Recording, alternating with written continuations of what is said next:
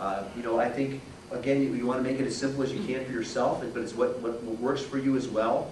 Obviously we all, as an evangelizer or main evangelizer, you have your own manual, your own notebook that you use for your retreat. I'd like to have, we do here at St. Thomas, we have notebooks of some sort or folders for the shepherds and so forth. And if you want to do that on yourself, if you want to do that, or if you want to work with the parish that you're going to and work with their admin or secretary, whatever it is, and ask them, send them, tell them what things you need copies of, and have them make copies for you and put together notes for you. They can do that. Okay, it's whatever is within their means. Okay, and different parishes and different sizes will have different staffs that will be able to do those things. As far as the expenses go for going on a retreat on a travel team, and Brian sort of mentioned this. All your expenses will be covered by the parish that you go to. So that's part of what Brian does when he goes and sells a retreat.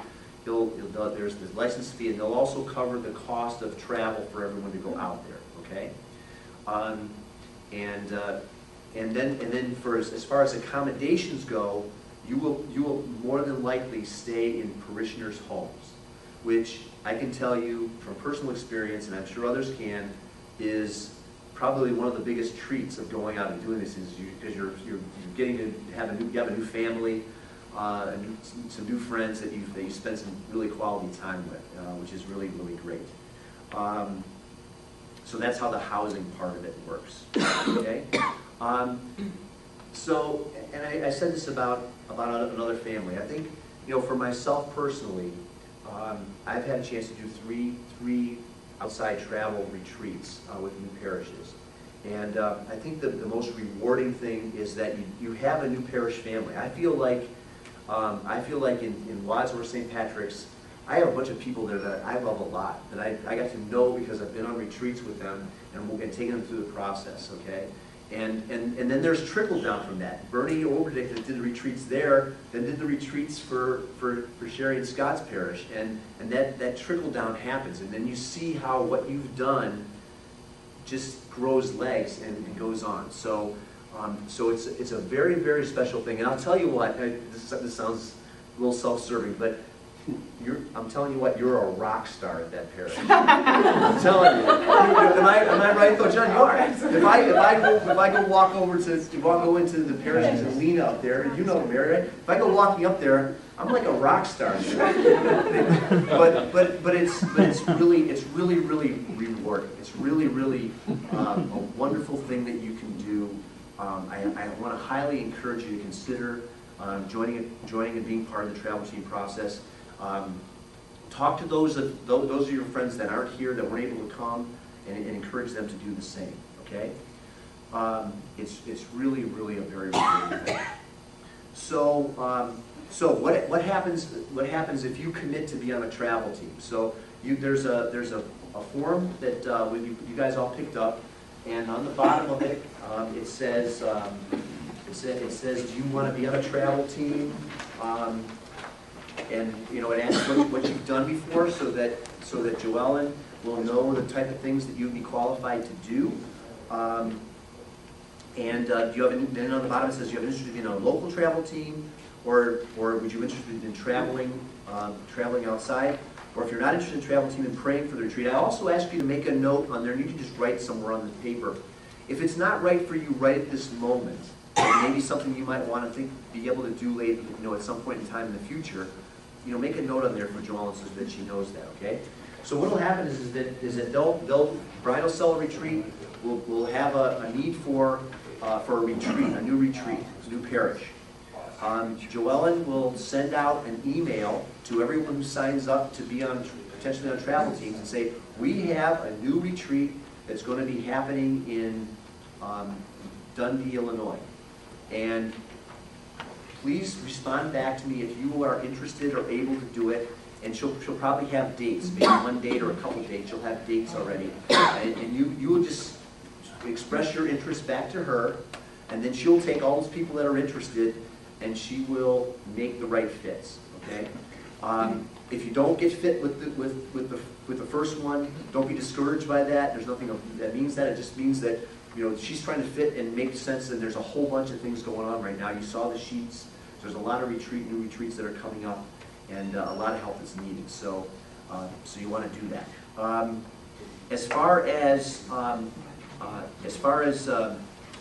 people who maybe have not been a main evangelizer, if you've been an evangelizer, we still need you very much to do this, and we'd like that maybe you'll be working really closely with the main evangelizer. Maybe you'll get a chance to learn from them, and maybe it'll be something that you'll want to then consider doing sometime in the future as well. And also, if you've only been a shepherd before, we also need shepherds to go on the road as well. So we're interested in what all you can do in all those cases. Okay. And again, John and myself, Kevin Anderson, Ellie, Mary, Greg, who have gone out and done retreats on the road, we will all be available to help you through. It's not like you volunteer to do this and you're like a lone ranger out there trying to figure out how to do it, okay? We all want to make this succeed. We all want to work very closely with everyone to make it happen. So we will work with you very closely on that, okay? And there is going to be a need. There's going to be a need for local help. There's going to be a need for travel help.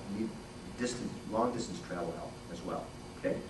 So from there, any questions? I just want to reiterate and make two things perfectly clear. If you're signing up today, you're not committing to go anywhere. You're just committing to receive the email that says, here's a retreat, are you available for that retreat? So there's no commitment if you sign up today. The second thing I want to make perfectly clear, Mike is the real rock star. Mary, you have a question? I just have a question about the implementation of the resources. So for example, you were talking, like where we are with the California one, John went, for the information day. What book do they have already?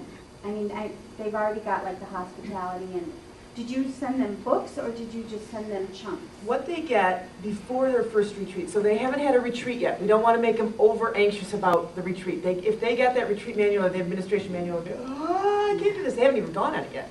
Right. So we don't want to make them too anxious.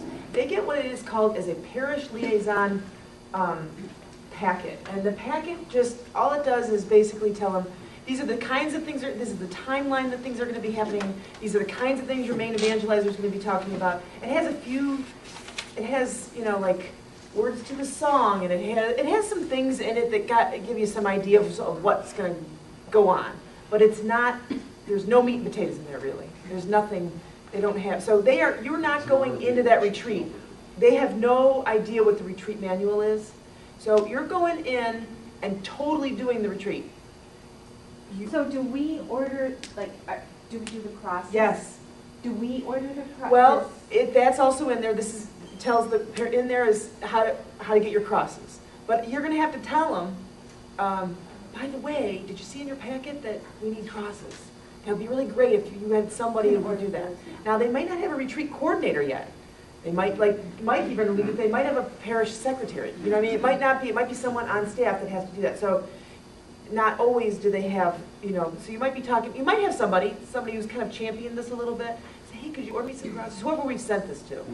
Okay, so we do, that doesn't come from the national, that comes... No, it comes from me, this parish liaison packet. As soon as the main evangelizer decides who I send it to, then I send it off to their... Okay. And or it could be to the priest I send it to. Like, what about the Growing in Christ and what's the name of the other book? Discovering My Experience. Right. So Growing in Christ, we asked them if they would find someone to do Growing in Christ. We give them a mentor for that if they would like to talk to someone who would be a mentor, which, by the way, is another opportunity for people. If you're into the small faith community and you would like to phone mentor anybody who's new at this, that's awesome. So, like, my person in California is Kate. Okay. Do I assume that you have already talked to her about that? Do not assume anything with communication. Okay. So just say, okay, by the way, Joellen, have you talked to Katie about this? You're really the point person. The main evangelizer is really the point person. I don't know what they don't have, you know what I mean? Like,